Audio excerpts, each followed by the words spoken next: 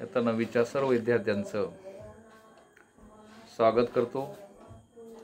कारण यापूर्वी आपण ही जी कविता आहे या कवितेचं आपण चिटचॅट ही ॲक्टिव्हिटी आपण घेतलेली आहे। आज आपण ही कविता शिकवत आहोत। सर्वांनी काळजीपूर्वक ती कविता शिकावी, ऐकावी आणि जे मी शिकवलेलं आहे किंवा जे शब्द तुम्हाला सांगत आहे ते शब्दाचे अर्थ तुम्ही घरी लिहायचे आणि सर्वांनी वहीवर लिहून घ्या।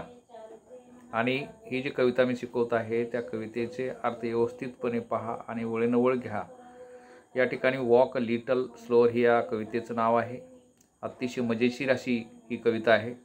वॉक लिटल स्लोअर या ठिकाणी एक मुलगा असतो, लहान मुलगा असतो, त्याच्या वडिलांना विनंती करतो, रिक्वेस्ट करत असतो की तुम्ही सावकाश चाला म्हणजे मला तुमच्यासारखं चालता येईल, असं या ठिकाणी ह्या कवितेचा अर्थ आहे। Walk a little slower daddy. लहान मुलगा त्या डॅडीला असं म्हणतो की तुम्ही सावकाश चाला। Seed little child small. Little child small, this is the imperative sentence. हे वाक्य इम्परेटिव्ह सेंटेन्समधलं आहे, म्हणजे तो विनंती करतो। He requests to his father to walk slowly, don't walk fast. I am following in your footsteps and I don't want to fail. तो म्हणतो मला तुमच्या फूटस्टेपवर म्हणजे पावलाखुणावर मला चालायचं आहे, त्यामुळे मला काही पडायचं नाही आहे। I don't want to fall, त्यामुळे तुम्ही सावकाश चला। हे जे पहिलं स्टांजा आहे, या स्टांजामध्ये कडव्यामध्ये मुलगा वडिलांना विनंती करतो की तुम्ही सावकाश चला म्हणजे मला तुमच्यासारखं चालता येईल, असं या ठिकाणी या पहिल्या कडव्याच्या ठिकाणी अर्थ होतो। दुसरं जे कडवं आहे, sometimes your steps are very fast, म्हणजे तुमच्या काही वेळेस स्टेप्स आहेत ह्या खरी फास्ट आहेत, त्या steps sometime they are very to see, आणि त्या स्टेप्स आहेत त्या पाहायला कठीण आहेत। So walk little slower daddy. In the second stanzas तो मुलगा त्या वडिलांना म्हणतो तुमचे स्टेप्स आहेत ज्या पाऊलखुणा आहेत ह्या फास्ट आहेत, त्यामुळे तुम्ही तुमच्या ज्या हार्ड आहेत असं म्हणतो, दिसायला हार्ड आहेत आणि चालायला फास्ट आहेत, असं या ठिकाणी या अर्थ आहे। So walk little slower daddy असं या ठिकाणी बोलतो। फॉर यू आर लीडिंग मी, तुम्ही माझे मार्गदर्शक आहात। फॉर यू आर लीडिंग मी, तुम्ही मला लीडिंग करत आहात, तुम्ही मला पुढं मार्ग दाखवत आहात, तुम्ही भविष्यात मला चांगल्या पद्धतीने मार्ग दाखवणार आहात, असा या ठिकाणी याचा अर्थ आहे। Someday when I am all grown up, काही दिवसानंतर मी जेव्हा मोठा होणार आहे, त्यामुळेच you are what I want to be, म्हणजे माझी पण इच्छा आहे की तुमच्यासारखं बनावं। ज्यावेळेस मी मोठा होईल, ग्रोनअप होईल, त्यावेळेस मी पण तुमच्यासारखं हो, असं या ठिकाणी या मुलाला कवितेमध्ये वाटतं। Then I will have a little childs, नंतरही मला मुलं असतील असं हे म्हणतो। Small who will want to follow me, आणि जे की मुलं माझ्या मार्गावर माझी मुलं चालतील, असं या ठिकाणी तो मुलगा त्याच्या वडिलाला या ठिकाणी सांगतो, उपदेशून बोलत असतो। आता या थर्ड स्टांजामध्ये येऊन आपलं असं समजलं की मुलगा म्हणतो की मलाही तुमच्यासारखी म्हणजे मुलं असतील, तीही तुमच्यासारखी बनतील किंवा माझ्यासारखी होतील, असं या ठिकाणी अर्थ या ठिकाणी सांगितलेला आहे। Who want to follow me and I want to lead just right, तो म्हणतो मला I want to lead just right, मला योग्य मार्ग दाखवा, योग्य मार्ग बनण्याची इच्छा माझी आहे, मला राईट मार्गाने चालावं, असं या ठिकाणी तो मुलगा म्हणतो। And I know that I was true, हे मला माहिती आहे की मी माझ्या ठिकाणी ट्रू आहे, सत्य आहे। जर तुम्ही चांगल्या मार्गात चालत आहात, तुमच्या जे गुण आहेत हे चांगले गुण आहेत आणि त्या गुणाचा अंगीकार केला, तर त्यामुळं मी माझ्या जीवनामध्ये सक्सेस होईल, सत्यपणा येईल, असं या ठिकाणी मुलगा त्या वडिला ठिकाणी बोलतो।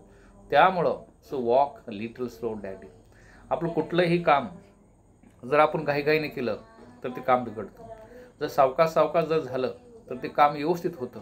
तसं तुम्ही सावकाश चाला, सावकाश पद्धतीने मला मार्गदर्शन करा, तरच मी जीवनात चांगला मोठा बनेल तुमच्यासारखा, असं तो मुलगा त्याला त्याच्या वडिलाला म्हणतो, डॅडीला म्हणतो. For I must follow you, मलाही तुमच्यासारखं व्हायचं, फॉलो करायचं आहे. तुमचे जे विचार असतील, तुमचं मार्गदर्शन असेल, त्यासारखं मला बनायचं आहे आणि ते मार्गदर्शन मी या मागे करणार आहे. आणि यामुळे तुमच्या मार्गदर्शनामुळे मी नक्की जीवनामध्ये मोठा होईल, असं या ठिकाणी कवी म्हणजे तो मुलगा त्याच्या वडिलांना या ठिकाणी बोलत आहे. अशा पद्धतीने ही कविता आपली संपलेली आहे. एकदम कविता ही साधी, सोपी आणि समजेल अशी आहे. तुम्हाला मी मराठीत आणि इंग्लिशमध्ये दोन्ही शब्दामध्ये या ठिकाणी सांगितलेलं आहे. आता यानंतर आपल्याला इंग्लिश वर्कशॉप घ्यायचा आहे. त्यामध्ये पहा, इंग्लिश वर्कशॉपमध्ये रीड पोएम अलाउड ही कविता तुम्ही घरी वाचायची. आता यामध्ये पहा, put the words given in the brackets proper blanks. A, the dash dash is talking to its. या ठिकाणी कोण बोलत आहे? Child is talking to its father, मुलगा. हां. Number 2, dash dash is leading and blank is following. Leading कोण करत आहे? Father is leading and dash dash child is following. someday dash dash will become, child will become a father. Number 4, D, Dada does not wish to fall, child does not wish to fall while following its father. Okay, आपलं पहिलं वर्कशॉपचं बघा हे झालेलं आहे. पुढचं बघा, find and write pairs of rhyming words from the poem, words that end of line. आता याच्यामध्ये आपल्या रायमिंग वर्ड्स लिहायच्यात. हे कवितेमधून शोधून लिहा. हे तुम्हाला सहज आणि सोपं आहे, ते शोधू शकता. Number 3, meanings of the words in the following pair so that.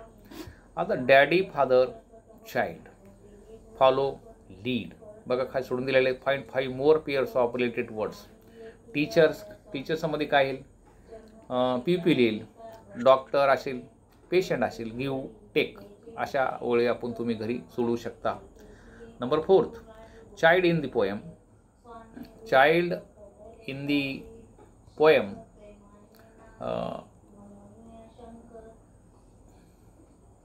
List. बाकीचे असेल तर तुम्ही ते घरी सोडवा. अगदी साधी आणि सोपी सरळ ही कविता आहे. वर्कशॉप मी घेतलेला आहे.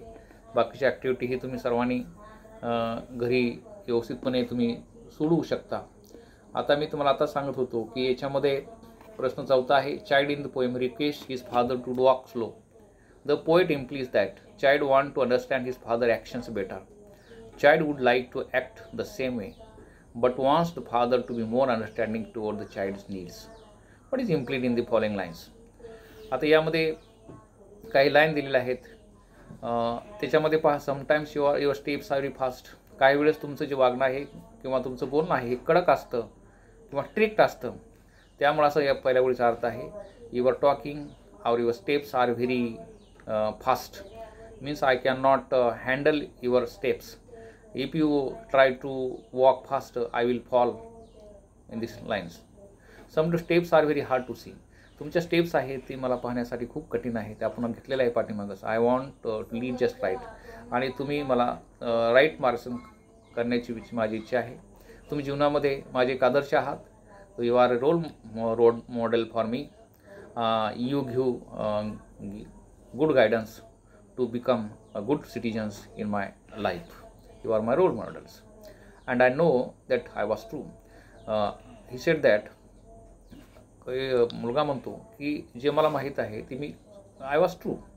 Whatever you follow that is very correct.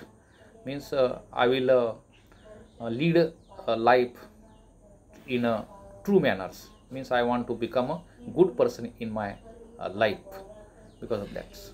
The using your own ideas frame the sentence that show the continuous actions you are leading me. याच्यामध्ये काळच वाक्य दिलेलं आहेत. You are leading me, you are giving guidance me, अशी वाक्य त्याच्यामध्ये शोधून लिहा किंवा चालू काळ बनवा. अशी वाक्य तुम्ही तुमच्या आयडिया स्वतः बनवू शकता. I am writing a poem, we are learning English grammar, etc. Using your own ideas, frame at least 3 sentences that show the future action or state. Examples: who will want to follow me when I am all grown up. याच्यामध्ये काही future ॲक्शनची वाक्य तुम्ही बनवायचे आहेत. Sentence बनवा किंवा प्रश्न बनवा. Who will give guidance to me, अशा पद्धतीने तुम्ही बनवू शकता. Discuss the following, write summary of your discussion in the form of bullets points. याच्यामध्ये समरी लिहा.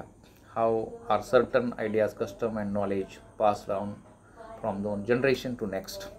एखादी नॉलेज आपण समजा कस्टम असेल, आपण एका पिढीपासून दुसऱ्या पिढीपर्यंत कसं घेऊ शकतो हे. आता समजा आपल्याला काही गोष्टी असतील, काही समजा पाठीमागचं समजा आपल्याला काही नाणी असतील, हे गोष्टी आपण पास्टमधून शिकत असतो. Is it necessary for children to follow their footsteps to fathers. आता काही वेळेस आपल्याला वडिलांसाठी किंवा मुलांसाठी जे वडील जे मार्गदर्शन करत असतात ते योग्य प्रकार आहे का खरंच. यू मस्ट, मुलं काय करत असतात, आपल्या आईवडिला सादर करत असतात. All children should respect your parents because of that. And do you have a role model. तुमचा रोल मॉडेल कोण आहे. What quality do you have appreciate in your role model. तुमचं रोल मॉडेल कोण आहे. तर कोणी म्हणेल माझे आईवडील आहेत, कोणी म्हणेल माझे शिक्षक आहेत. का आहेत, का तुम्हाला त्याचे रोल मॉडेल आहेत, तर तुम्ही त्याची जे क्वालिटी असतील, जे गुण असतील, तुम्ही त्या लिहा. Think and actions when you did not like decision. Actions your family members please letter on that they write about in 8 lines. 5 किंवा 8 वाक्ये ओळी याच्यामध्ये लिहा. त्यानंतर write 2 minutes, write as many phrases sentence you can using little. Little या शब्दाची काही या ठिकाणी वाक्य बनवा. हे तुमचं होमवर्क असेल. हे होमवर्क तुम्ही घरी सोडवा. अशा पद्धतीने घरी याची तयारी करा. ही कविता संपलेली आहे. जर तुम्हाला काही अडचण असेल तर तुम्ही मला कॉमेंट टाकू शकता, व्हॉट्सअपवर सांगा. Okay, thank you.